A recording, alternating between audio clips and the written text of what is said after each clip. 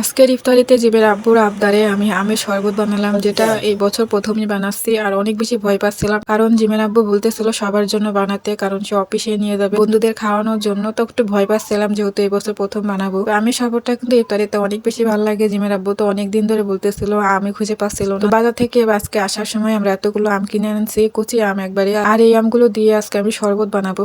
তো আসসালামু আলাইকুম এভরিওয়ান, কেমন আছেন সবাই? তো আমগুলো আমি আগে বার করে নিলাম, আর আমগুলো এখন সবগুলো একবারে ধুয়ে নিয়ে আসবো।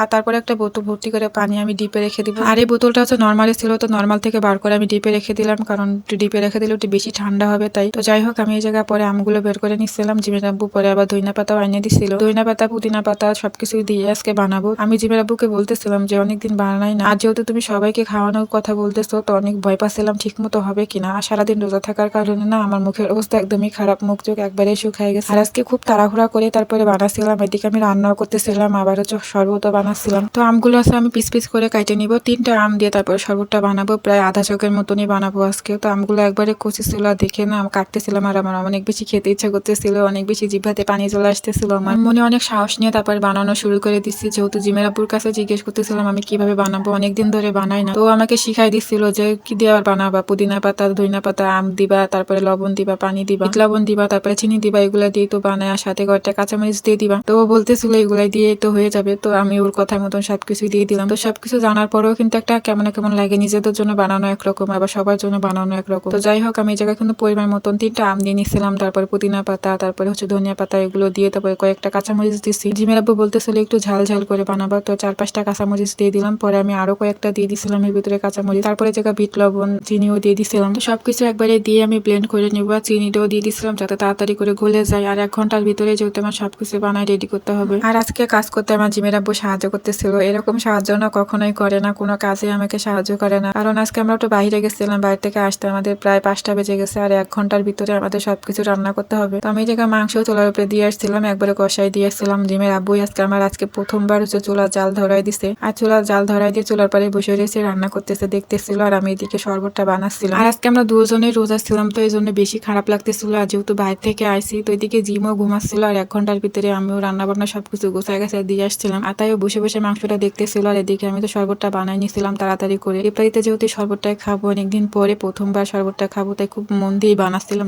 আর আমাদের সাথে তো জিমের আব্বুর বন্ধুরাও খাবে, তাই একটু ভালো করে বানানোর চেষ্টা করতেছিলাম। আর জিমের আব্বুকে আমি বলতেছিলাম আমার আজকে অনেক বেশি তরমুজ খেতে ইচ্ছা করতেছে। তো 20 মিনিট সময় বাকি ছিল, আর দেখেন আমার জামাই দৌড়াই চলে গেছে আমার জন্য তরমুজ আনতে। তো তাড়াতাড়ি করে তরমুজ নিয়েও চলে আসলো। তো ওই জায়গায় আর মাত্র 10 মিনিট সময় বাকি ছিল, তো তাড়াতাড়ি করে আমি তরমুজটা কেটে নিচ্ছিলাম। আর তরমুজটা না অনেক সুন্দর ছিল, বালি বালি যে তরমুজটা থাকে ওই তরমুজটা ছিল, আর অনেক বেশি মিষ্টি ছিল। তো আমি তাড়াতাড়ি করে তরমুজটা কেটে নিচ্ছিলাম পিস পিস করে। আর আমার জিম তো তরমুজটা অনেক বেশি পছন্দ করে।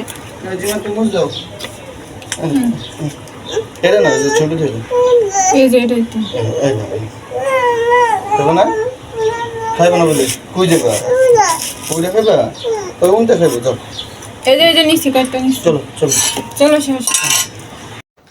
আর দেখেন আজকে আমি 1 ঘন্টার ভিতরে মাংস রান্না করছি, সবার জন্য শরবত বানাইছি, আর সাথে একটু জিমের আপু সাহায্য করছিল। আর সেই সাহায্যটাই কিন্তু আজকে আমার কাছে এত তাড়াতাড়ি করে হয়ে গেছে, অনেক বেশি ভালো লাগতেছিল। আজকে আমার জামাই আমাকে সাহায্য করছে। আর এখানে কিন্তু শরবতটা আমি বানাই দিচ্ছিলাম, এই জায়গায় পরিমাণ মতন আবার একটু চিনি, বিট লবণ, তারপরে ঠান্ডা ঠান্ডা পানিও দিয়ে দিছিলাম। এই জায়গায় একটা গ্লাসে করে উঠাই নিছিলাম শরবতটা, আর প্রায় আধা জগের মতন বানাইছিলাম, সবাইকে আজকে দিব খাইতে, জানি না কেমন হয়েছে। আর আমার জামাই তো খেয়ে বলতেছিল অনেক বেশি মজা হয়েছে আর পারফেক্ট হয়েছিল। আমার তো অনেক বেশি ভালো লাগতেছিল শুনে। দেখেন কতটা সুন্দর লাগতেছিল শরবতটা, সবুজ সবুজ কালার। আর এই শরবতটা খেতে কিন্তু অনেক বেশি ভালো লাগে, ঠান্ডা ঠান্ডা, ঝাল ঝাল মিষ্টি মিষ্টি, টক টক লাগে, ঝাল টক মিষ্টি সবকিছু মিলাই কিন্তু শরবতটা থাকে, অনেক বেশি ভালো লাগে ইফতারের পরে খেতে। আর এই আমের সিজনে একবার হলেও কিন্তু এই শরবতটা বানাই খাবেন, দেখবেন একবার প্রেমে পড়ে যাবেন এই শরবতে। তো যাই হোক, সবাই ভালো থাকবেন, সুস্থ থাকবেন, আল্লাহ হাফেজ।